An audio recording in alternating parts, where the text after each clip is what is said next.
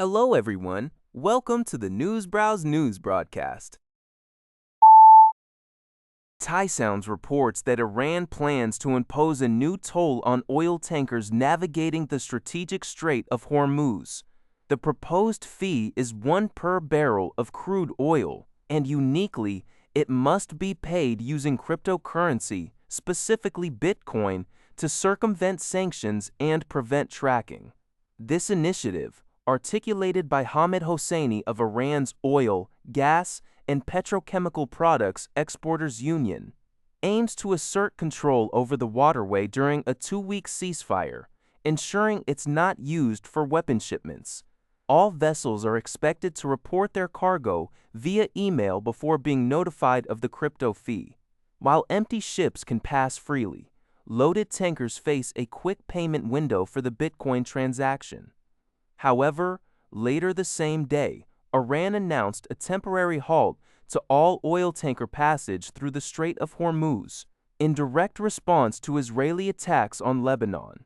The ultimate decision on passage conditions rests with Iran's Supreme National Security Council, raising concerns about international shipping safety.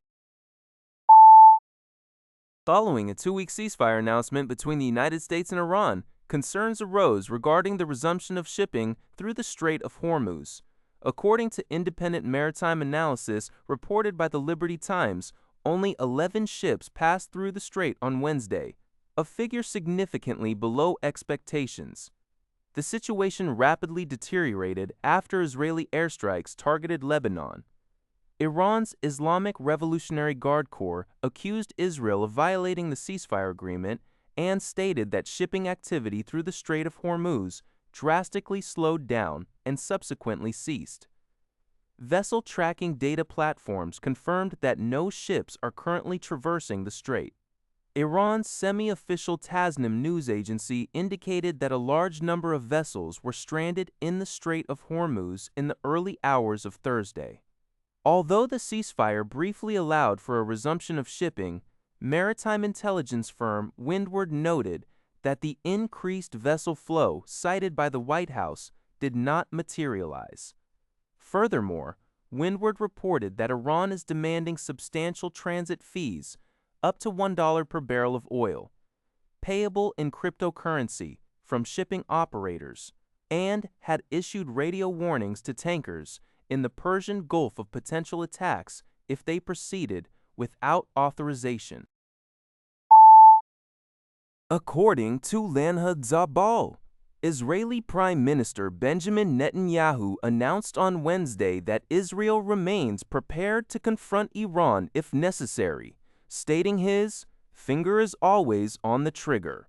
Even after the United States and Iran reached a temporary ceasefire agreement, Netanyahu clarified that Israel still has objectives to fulfill and is committed to achieving them through either diplomatic agreement or renewed military action.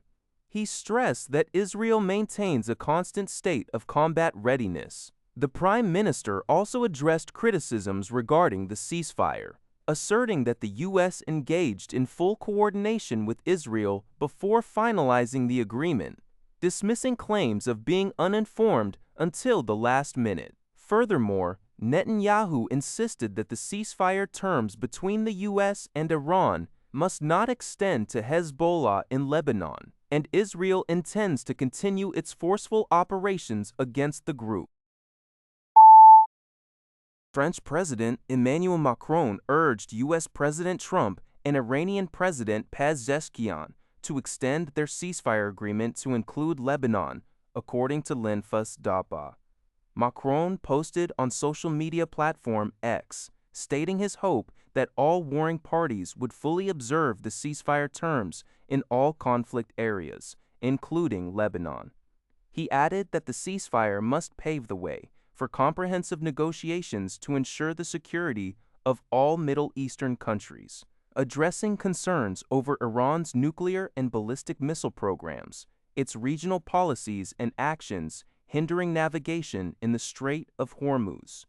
However, Israel insisted that the ceasefire did not cover Lebanon. U.S. Vice President Vance also clarified that the U.S. had never made such a commitment regarding Lebanon's inclusion in the ceasefire agreement. According to Thai Sounds, former U.S. President Donald Trump recently announced a 2-week ceasefire agreement with Iran. Concurrently, he declared on Wednesday, April 8th, that any nation supplying military weapons to Iran would immediately face a 50% tariff on all goods exported to the United States, with no exceptions. Although Trump did not name specific countries, experts interpret this move as a direct threat aimed at China and believe Beijing will understand it as such. China and Russia have reportedly provided Iran with missiles, air defense systems, and dual-use technology to counter U.S. and Israeli pressure, although both deny recent weapon supplies. Josh Lipsky, vice president of the Atlantic Council, suggests that, while this is a clear warning to China, new tariffs are unlikely to be imposed immediately, as Trump plans to meet with Chinese President Xi Jinping.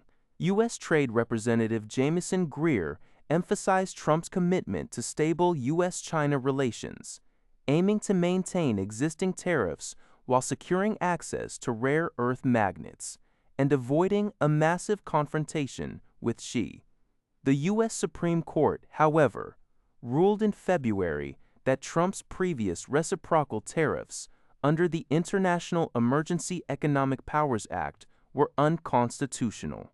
Experts propose that a new Section 301 investigation against China might be the most feasible path for imposing new tariffs quickly. That's all for this video. Thank you for watching. See you in the next video.